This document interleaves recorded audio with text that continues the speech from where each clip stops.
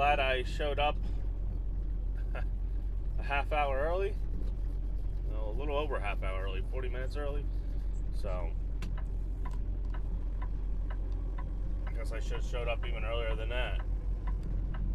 Alright, well, I'm not going to bore everyone with, you know, the riveting footage of watching this line disappear, but that's what we're going to be doing here for the next, I don't know, 20 or so minutes. So I'll get back to you. One guy that was behind me, he ended up coming in, and his PO number, they said his PO number did not match their PO numbers that they take in for appointments. So he's pretty much SOL. They let him in, and they told him he just has to turn around and go back out and get a hold of his broker. So he is, well, he's either going to be late or he's going to, I don't know, he just got to sit in line. So, like they say, shit rolls down. Usually when you come in here, there's a giant line of trucks waiting. Can I back up?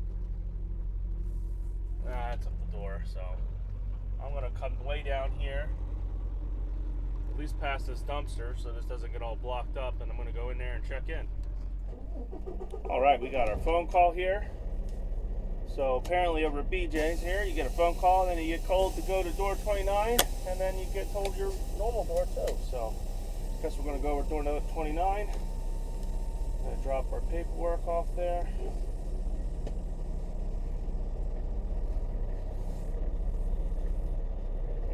We're going to back into a door.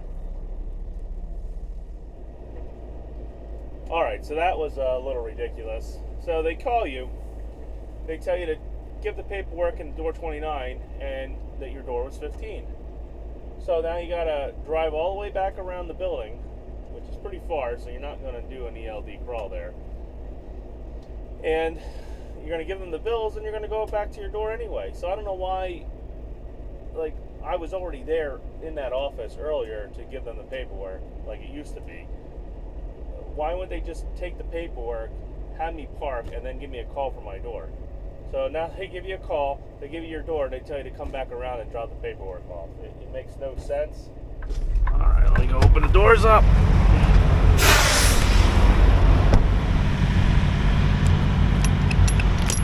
Hopefully this shit doesn't come falling out. They've been doing really bad on, oh wow, they actually put load locks in it. They've been doing really bad on putting load locks in here again.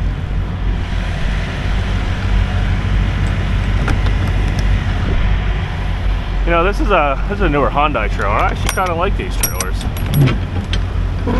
You know, I'd rather buy American made and American built. These, I don't know, they don't feel that bad. But they feel like they're built pretty decent, especially when you hold the doors and go to open them and everything. Get up in here and do what I gotta do. Alright, let's see here. Normally I would set up the camera outside, but there's just way too many people doing stuff right now around me.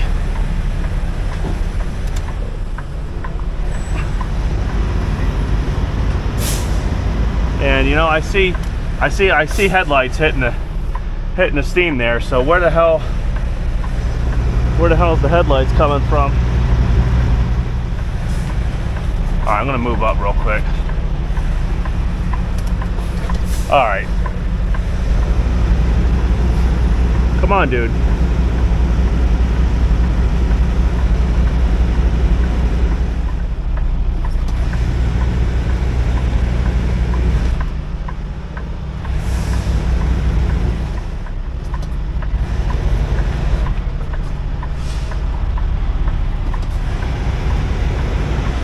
That's one thing I don't like. I got my 4-ways on. You know I'm going to be backing up. Don't come right up behind me, because then I don't know where the hell you are in relation to behind me. If you're like right behind me, or if you're to the side of me, because I really don't feel like backing into your truck.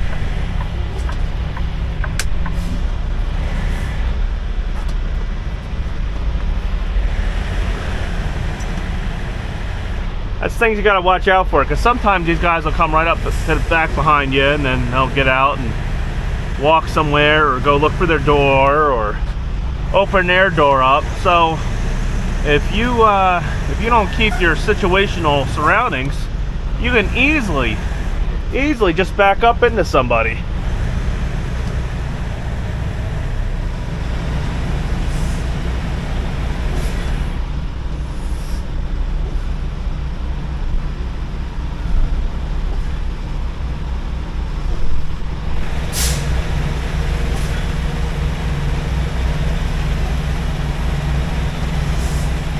Now we'll see how long it takes for me to get out of here.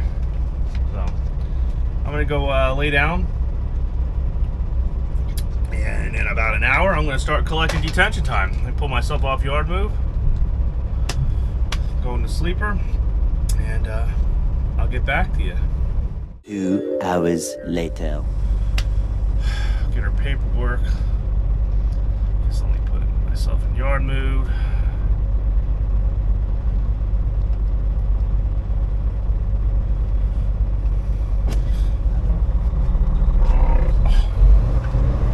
And we'll do the whole little musical chair circle thing here. I don't know. You think they could just put the paperwork maybe in the back of your trailer? So this is like, technically this is like twice or 3 times you go around the circle here in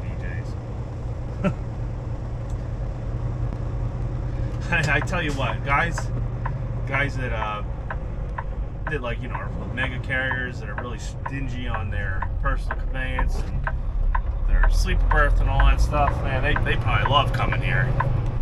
Just due to the fact you gotta drive around like a 1/8 of a mile the whole time around circles here. All right, let's go in, grab the paperwork, and it looks like it's probably gonna be good because there ain't nothing in the trailer, which is great. And we'll get out of here and we'll try to find somewhere to, I don't know, try to take a 8 or 10 hour break, one or the other. Oh, all right. Let's get out. Time maybe to get back to Pottsville, but I got like a 14-minute window now, so most likely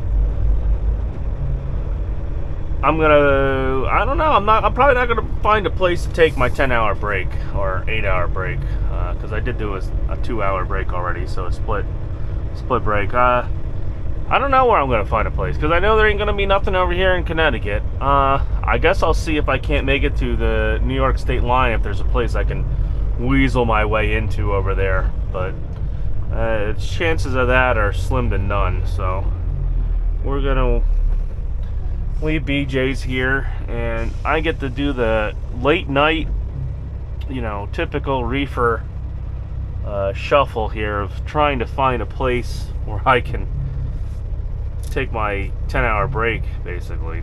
So, all right, we're out of here. So my man there said that the Walmart over here is cool with us parking there. Now, this is Connecticut, and you know, it's the Northeast, and I'm gonna take that with a grain of salt, because you know what?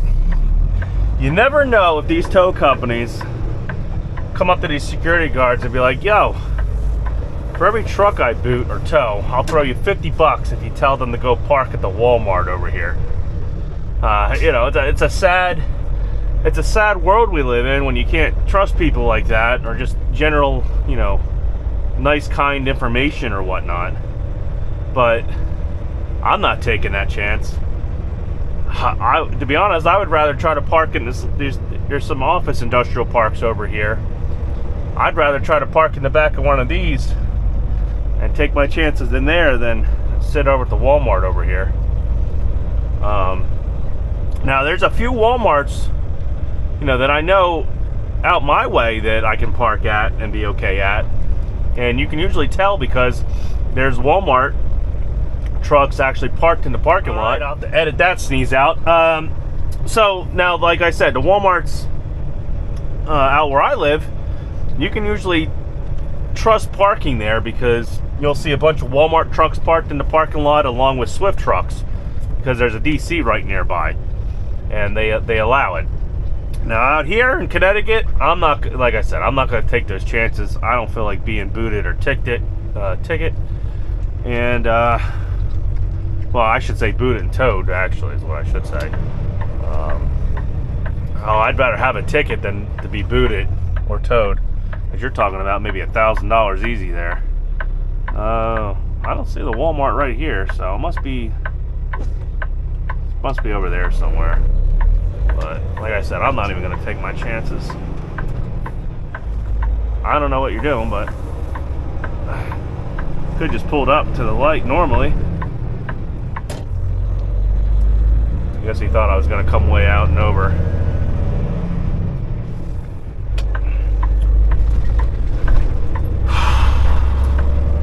Like I said, this is kind of the shitty part of, you know, reefer driver life. You know, besides the lack of sleep and, you know, being woken up and asked to move and pay lumpers and everything else, this is the shitty part, because you're always usually delivering late at night or in the morning, and you're always, when you do get out, they don't want you to park there, they don't want you to park anywhere near there, and now you gotta try to find a place to park that you're not gonna, well, one, that you're not too tired to even get to.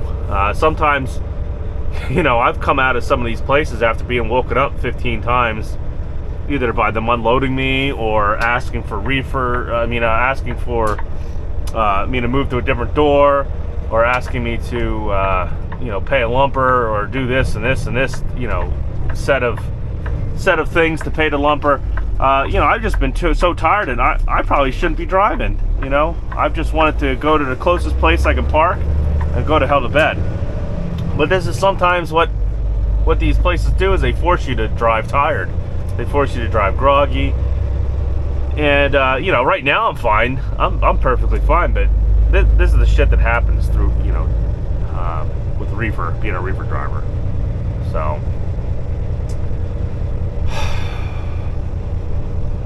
Alright, we're gonna hop on to 91 here, and I'm gonna take this out to 84, and then I guess, like I said, on the first place I can find to take my either split or my 10-hour break, depending on how many hours I'm good for.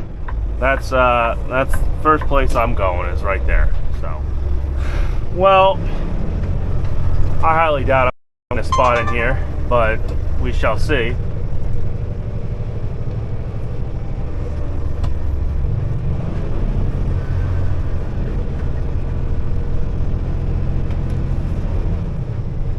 Oh, and this, like I said, this is the bullshit you get to go through every night.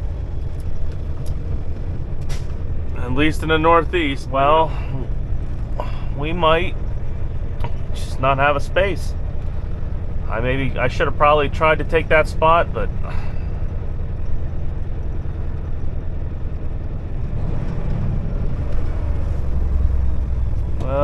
we ain't parking in front of the state trooper barracks there. So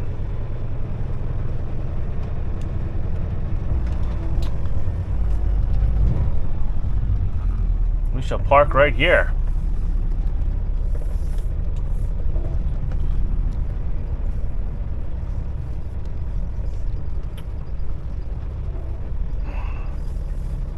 I hate being on the roadside because I want to get all the road noise all night long, but it is what it is.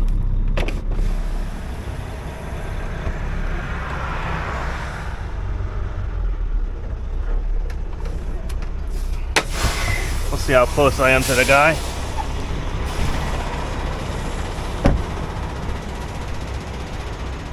Alright. I got about another 30 feet. I can go back.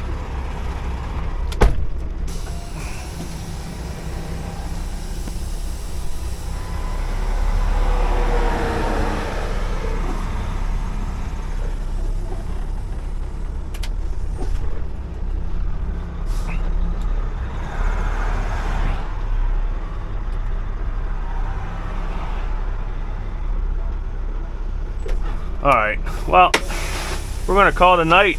That's what we're gonna do right now.